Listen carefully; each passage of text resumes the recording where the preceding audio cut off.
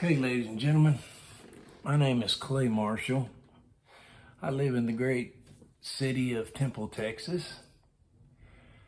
Today, we're going to talk about something that's I find kind of funny. You people may not find it funny. My stepmother married my dad in 1976. She was a very nice woman. You know, she had lost her husband into a tragic accident. I guess that's kind of beside the point. I just wanted y'all to know that she didn't have the best of luck. She had 4 children and, a little bitty baby, and her husband dies of cancer. Well, she goes to the doctor and tells the doctor, my nerves are shot. Good Lord, I'm going to explode if you don't help me. So he, being the good doctor that he is, prescribes her Vicodin. Vicodin for her nerves. Time goes on, it's all right. She's taking her Vicodin. She has an open prescription. All she has to do is call the pharmacy. The pharmacy fills it up. She takes more. Okay, time goes on. She's taking up more air than she is anything else, even though she is a good cook. Not sure she was a very bright woman, but, some of us are not very bright at all. She found out about, this is in the 80s, she found out about doctor shopping, where she could get more and more and more pills. So she's eating these goddamn pills like they're Pez, like these chiclets. She just popping one right after the other. And I guess she got to where she couldn't, they didn't do anything for her anymore. So she tried to she had knee trouble, and that's what she was going to the doctor for, and she got some silly doctor to tell her, you're going to need knee replacement surgery. Well, knee replacement surgery fails 98% of the time. And she was told that, but she went ahead with it. Oh yeah, go and get the good drugs now. She got out of that thing, and they prescribed her Oxycontin, which was a good medicine then. But at that time, we were in the opioid crisis. She could go to any doctor she wanted and get as many pills as she wanted, and nobody really seemed to care. Well, I didn't live with them. My wife and I lived in Houston. They lived almost in Dallas. When we would go down there to visit her, I would notice that she only sits at the kitchen table. And I asked my dad, why does she just sit at the fucking kitchen table all the time? It's like a crazy woman up there smoking her damn cigarettes and laughing like she's lost her damn mind, or she'd be so trash, she'd just be,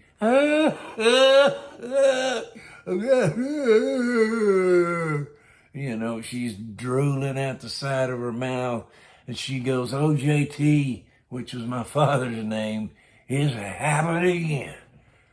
My dad's like, God damn it.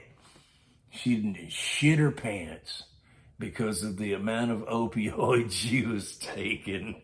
Now, my kids, the way they remember this woman is when we would walk in the house, she would be trashed. I mean, she couldn't even say hello. She'd just look up, and one eye went up, one eye went down, and then they just start spinning and go different directions. And then she's all fucked up. I mean, she was garbage. She was trash. Well, what they recognized was my dad got new carpet in the house. And we all asked, hey, what's the deal with the new carpet? He said, Sandra drops cigarettes everywhere she goes and burns a hole in the carpet. Said the church was kind enough to replace the carpets for us But they also made her a smoking area in the dining room with wooden floors, faux wooden floors. Okay, that's great. That's why she was sitting at the table all the time. Never could figure that out. My kids used to look at her and laugh because she's really just taking up oxygen at this time. She's no good to anybody. This woman has a cigarette, a lit cigarette hanging out of her mouth. She's got one hanging out of her mouth. She has one burning in her right hand, one burning in her left hand. She has 2 cigarettes burning in the ashtray, 1 cigarette burning on the table, and 3 or 4 more burning on the floor. But yet the only cigarette she's taking a puff out of is the one in her mouth. and we wake up in the middle of the night. Okay, everybody's going to bed. I think she was in bed when she woke up because of the Oxycontin. She decides, she gets up, she wants a cigarette, and they give her her Oxycontin, and she lights that cigarette backwards, lights it from the filter. And the kids are they're rolling in the floor. They can't believe how stupid this woman could really be. And she wasn't stupid. She was just trashed. I mean, they gave this woman Vicodin, Oxycontin, oxycodone, and 100 milligram morphine patch. That was their answer to this flubbed up knee that they put in her that they knew was going to fail. Now, she wanted this knee because she knew it was going to fail and the pain was going to be excruciating. Well, it didn't take her long to start smoking in the bed. My dad said he would wake up in the middle of the night, there'd be 4 or 5 cigarettes burning in the bed, and she's just sitting up, looking around, cigarette in her mouth, one in her hand, one in the other hand. She might be lighting another one on the other side of her mouth.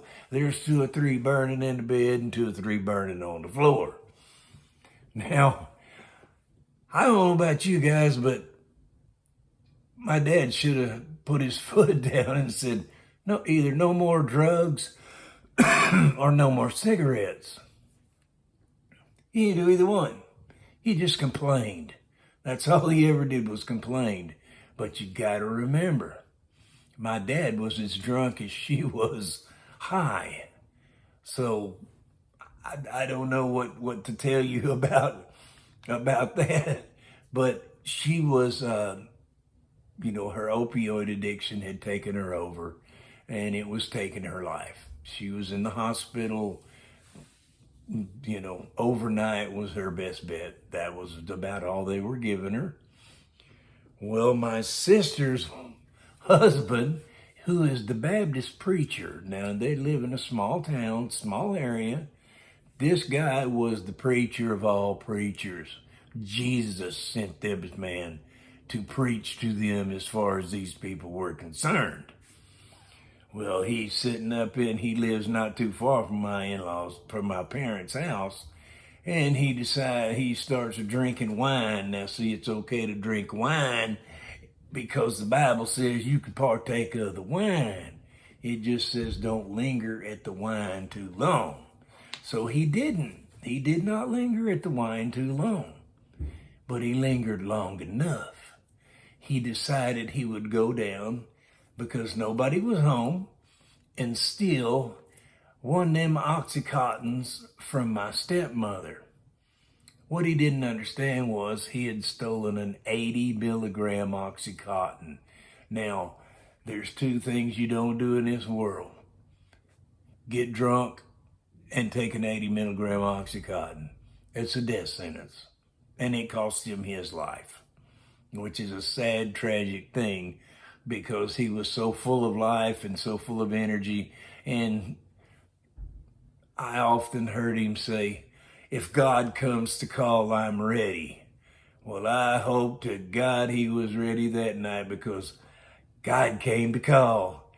And it's, it's tragic. It's horrible. He had a wife, 3 kids, a home. He had the world going for him. But his addiction overran him. But this story is not about my brother-in-law, okay? He made a mistake. It was my stepmother. This woman's life plan was to get more drugs. And she had doctors everywhere prescribing her that shit from head to toe. And she was useless. She was no more than a pimple on the face of the earth. And the opioid addiction eventually killed her.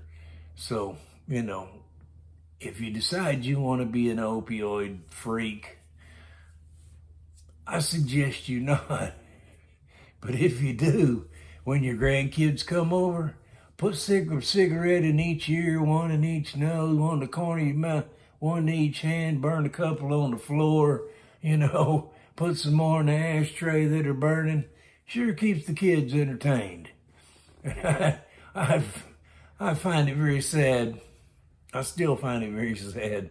But I thought I would share that with y'all because it is not only funny because of the way she acted with all those cigarettes, but it was also a horrible tragedy for my sister whose husband died one day before my stepmother died of an addiction. This man didn't have an addiction. He just decided he was going to do something stupid that night, and it wound up costing him his life. So, if you're watching this and you're hoping to start your life of drugs and alcohol, let me tell you now, even the pills that the doctors prescribe you that you get out of the pharmacy, if you drink alcohol with them, it could be fatal. And you could leave a whole family behind with absolutely nothing. With that, I'm going to sign off because the other things I have to say, no creature wants to hear it. And all I ask you guys is to like, subscribe, and share.